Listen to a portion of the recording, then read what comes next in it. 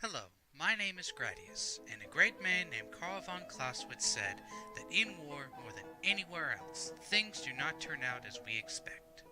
Join me as we discover the lessons to be learned in the weird, odd, and sometimes crazy military engagements in unusual battles of history.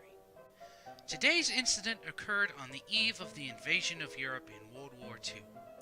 While an unfortunate amount of lives were lost in this incident called Slapton Sands, mystery still shrouds what fully happened, even unto this day.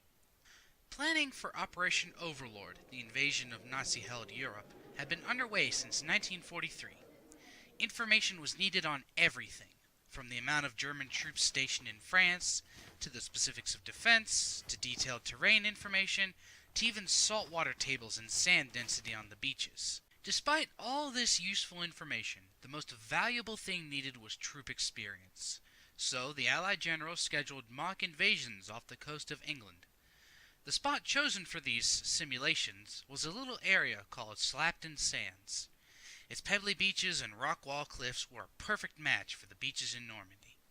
These mock invasions were carried out in December 1943 up until April 1944.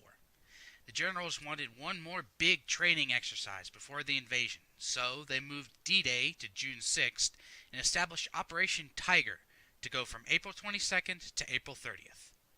This operation was to be one of the larger invasion practices, involving thousands of soldiers partaking in the mock landings.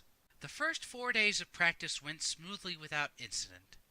Then came the night of April 27th, when the convoy of LSTs, landing ship tanks, was carrying soldiers that would land at Slapton Sands on the morning of the 28th. On the way there, the ships were instructed to not break radio silence. Eisenhower wanted the operation kept as secret as possible. As they traveled through the night, a destroyer named the HMS Azalea was escorting the convoy when it caught sight of a patrol of German E-boats. The captain of the Azalea, under orders not to fire because it would give the convoy's position away, assumed the convoy had spotted the E-boats as well and did nothing. The E-boats, however, were lining up to attack. This is a German E-boat. The E stood for enemy. Also referred as an S-boat or Schnellboot, this German watercraft carried some nasty surprises. Powered by 3 Daimler-Benz diesel engines and weighing in about 93 tons, the E-boat could travel around 40 knots and had a range of over 850 miles. The E-boat was equipped with a 20mm cannon and a rack of depth charges, but most importantly it had 2 forward-facing torpedo tubes and could carry 4 torpedoes. Around 200 E-boats were made during the war. The 9 E-boats had been on patrol looking for any lucrative targets when they had spotted the Allied convoy. Seeing no destroyers attempting to intercept them, the E-boats formed up and launched their torpedoes straight at the 8 ships in the convoy. 3 of the ships were hit. The first transport, LST-507, caught fire and was abandoned. Another transport, LST-289, caught fire as well but managed to beach itself. The last transport, LST-531, was hit badly and started to sink. It happened so quickly that no lifeboats were deployed. The rest of the convoy was ordered to split up to prevent further losses. This left the men in the dark and in the water to either die from exposure or sink due to the weight of their equipment they were carrying. Many of the deaths were caused by improperly putting on life vests.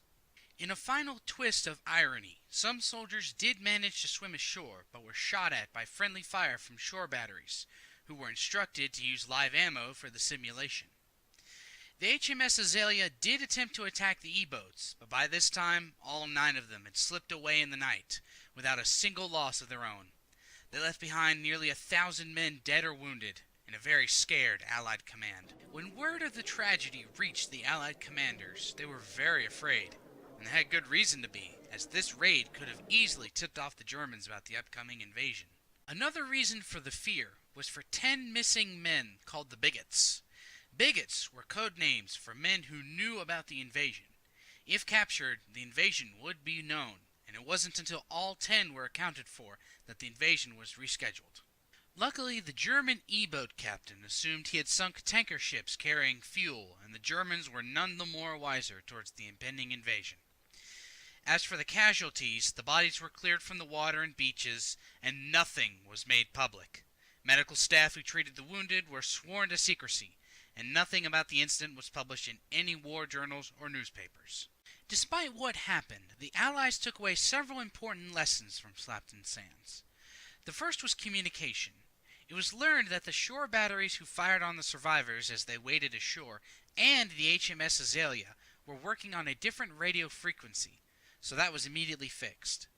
The next thing learned was that the soldiers did not understand how to properly put on life vests, so that was fixed as well. Lastly, the incident created the need to quickly get men out of the water before they drowned, so an effective rescue system was devised and implemented. It is intriguing that life-saving lessons were discovered from an incident that took many lives away. But was it coincidence? Was it just chance that those 9 E-boats were on patrol in the area? Was it mere luck that the Azalea was ordered not to fire, thus giving the E-boats time to attack? Was it just a random accident that the men who died helped to save the lives of many others on the day of the invasion? That is for you to decide. The events at Slapton Sands are still not entirely certain to this day, but the lives lost have not been forgotten. A few decades back, a Sherman tank, all corroded from the salt water, was dredged up and placed at Slapton Sands as a memorial to those who died. One final thing to note is the fate of the last remaining German S-boat in the world, S-130. This particular S-boat was one of the 9 that actually took part in the Slapton Sands incident, and is currently in the process of being restored in England. This has been another episode of Unusual Battles in History. Thank you for watching.